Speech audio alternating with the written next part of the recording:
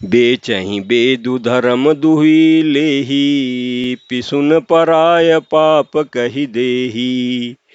कपटि कुटिल कलह प्रिय क्रोधी, वेद विदूषक विश्व विरोधी।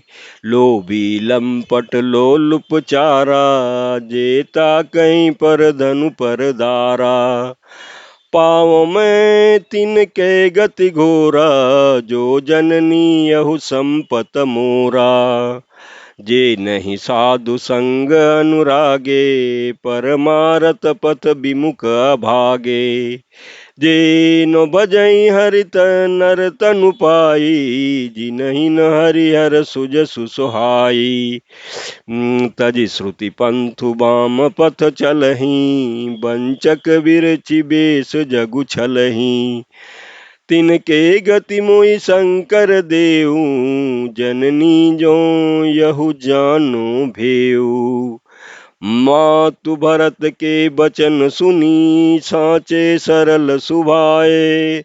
कहति राम प्रिय तात तुम्ह, सदा बचन मन काय। प्रमात सियावर रामचंद्र शंकर जी भजो।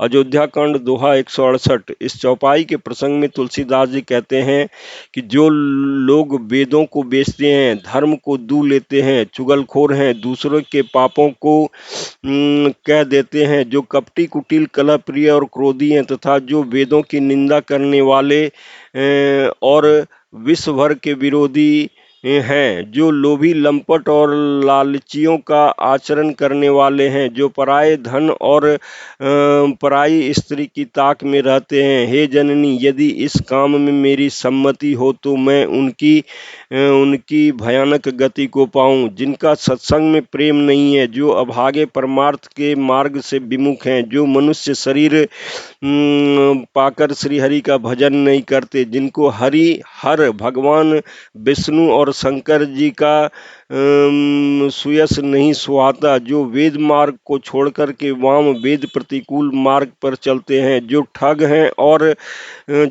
वेश बनाकर जगत को छलते हैं। हे माता, यदि मैं इस भेद को जानता भी हूँ तो शंकर जी मुझे उन लोगों की गति दे।